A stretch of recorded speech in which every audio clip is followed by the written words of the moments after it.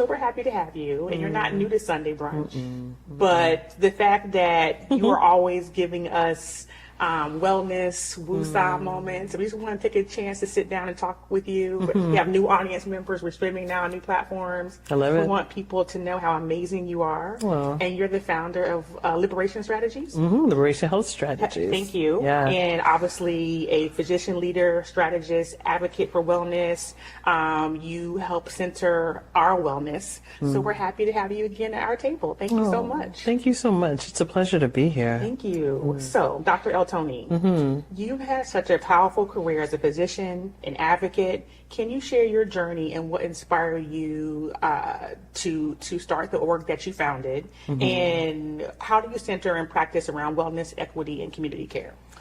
So that's a good question. And as I get ready to celebrate my mom's 80th birthday, I'm so excited. Shout out Alessandra Lewis. I am the living embodiment of I got it from my mama. Because I come from actually 2 generations of teachers that were also labor leaders and civic engagement folks. And so they inspired me to learn, to be creative, to fly. And I also watched them go through it. Yeah. Like I watched all the women in my family fight hard for all of us, all the children, all the grandchildren, fight for communities. They were both involved in their sororities and in, NAACP, still are. My mom is probably at a meeting right now. Yeah. But then I watched folks deal with pain, and intergenerational trauma and all of those things. And so as I grew up, there were a couple of things. One, I wanted to make sure that my mom and all the other moms were taken care of as they were taking care of everybody else. So my biggest kind of deep-seated purpose is taking care of the people who take care of people. And as I started my own journey in becoming a healer, physician, organizer, those things popped up in myself too. I've been a victim of domestic violence. I am a survivor, thriver, whatever we want to call it. And as a person in labor, like in labor unions, like I always listened to the young girls, the women, the trans women, the folks would come to my ear with what they were dealing with. And so because I had to learn myself, I actually had to take time off from medical school to go deep into kind of therapy and learning more tools on how to be and how to be well. Because I had mentors that said, look, if you take care of yourself, you will be so dope. You know what I mean? With all of these things. And I think all of us deserve that space.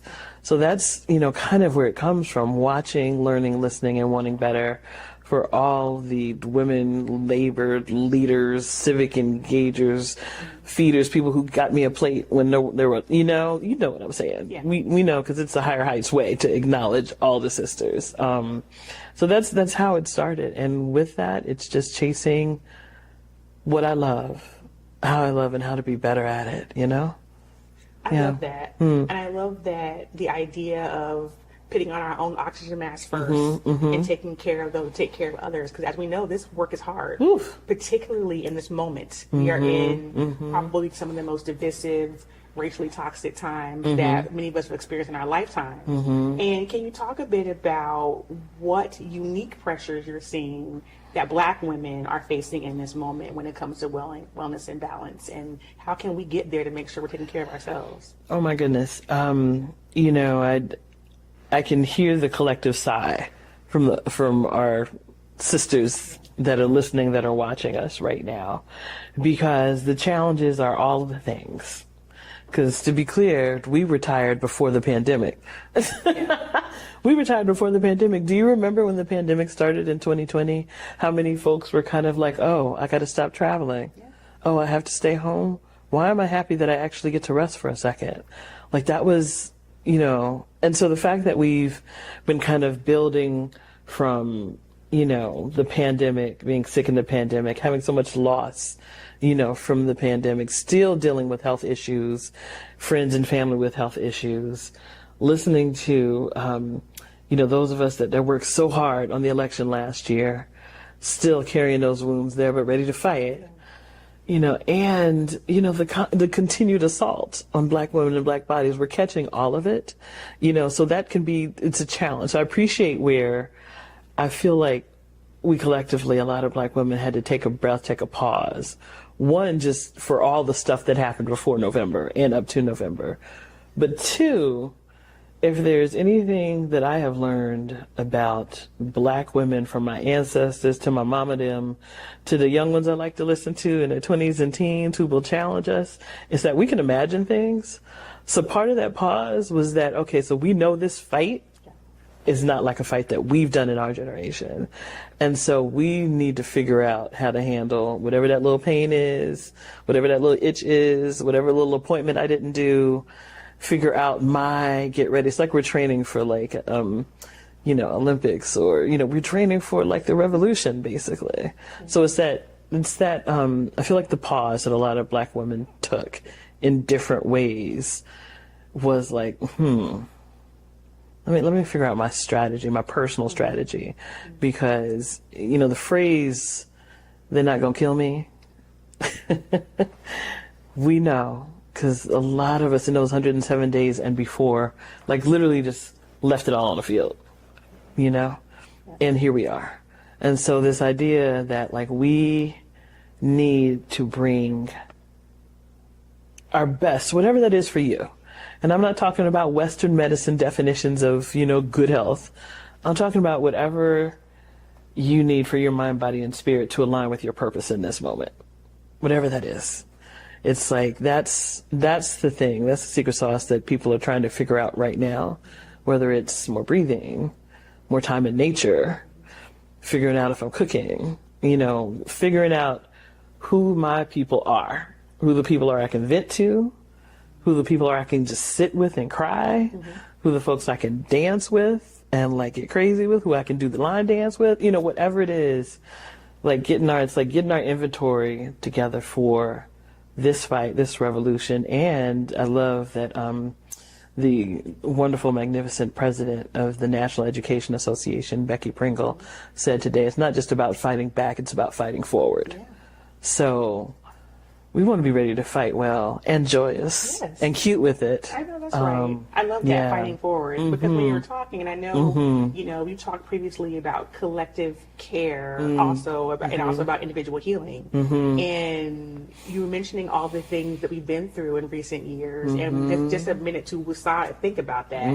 The COVID and loss and the election and what's going on now in our current political climate. And I thought about this summer how much I love to see Black women having joy, reading books, listening to music. We were out line dancing, clapping our fans. That fan, I tell you. And just how we collectively take care of each other. So thank you for mentioning that. Dr. Toni, when you get a moment to yourself, what's a self-care ritual that you practice that helps center your balance and wellness? One of my favorite kind of self-care practices when I get a moment is to get quiet and to do a body scan, like a body scan. And just basically, and it's funny because I've been with my mom and she's done it. I've taught classes on it, and you can do a 10-second one, and you can do a 20, 30-minute one. And it's basically like you sit and you just take a deep breath. You might want to put your feet, down on the floor, and you basically, how am I doing, head to toe, toe to head, however you want to do it. And it's and it really kind of helps me get in my body and out of all of this stuff for a second. And it's no, for real, how's my scalp? How are my temples feeling? How's my head? How's my cheeks? How's my neck?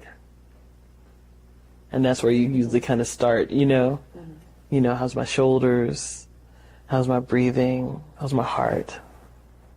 And really, really, pause at those really, really, really intense parts. How's your heart? That thing beats so many times, for real. How's your belly?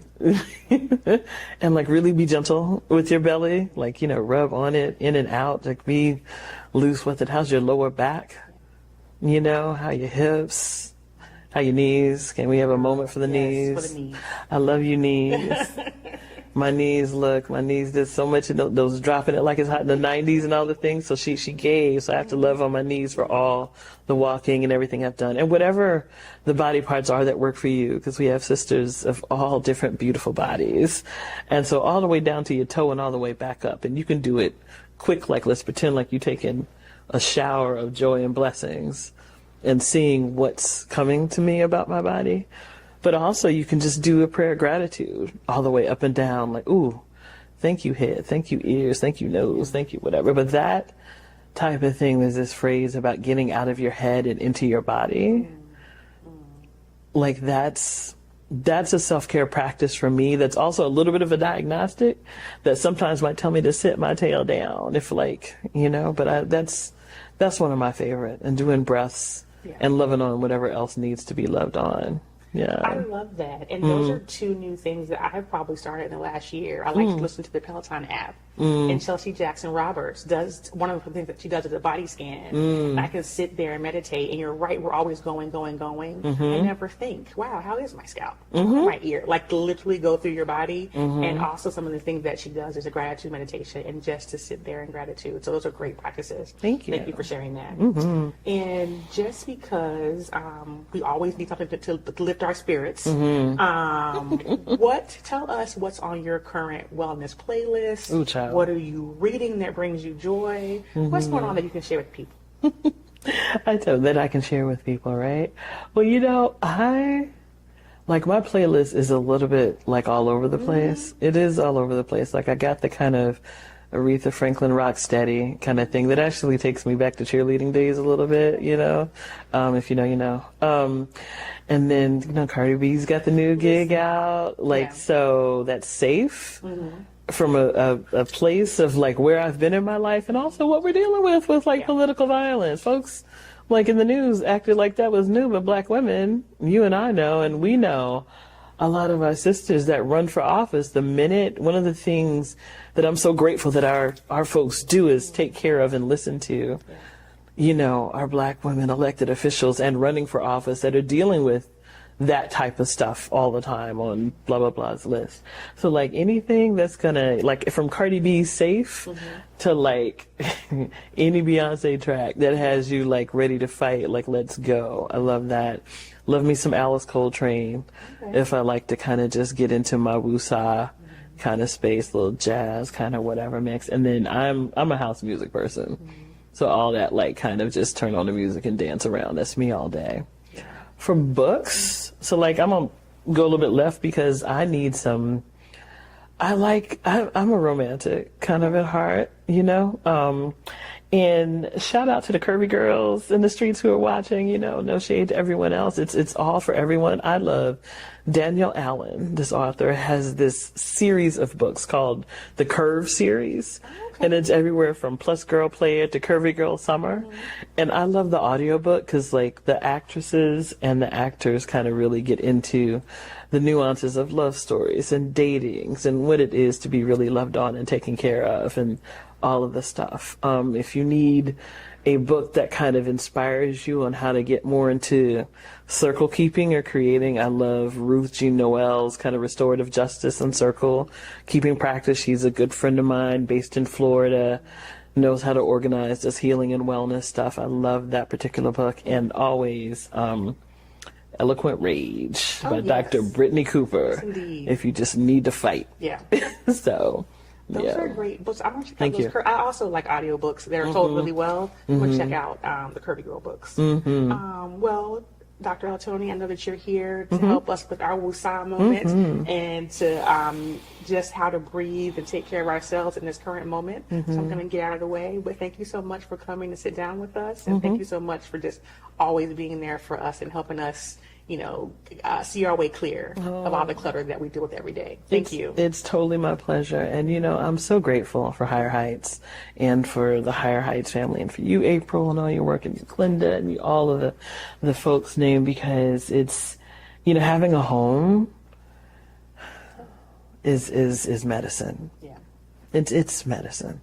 And even if you don't run away with a full list of things to do or whatever, just knowing that Higher Heights exists and will exist and has existed is medicine that we all need. So thank you for all your hard work.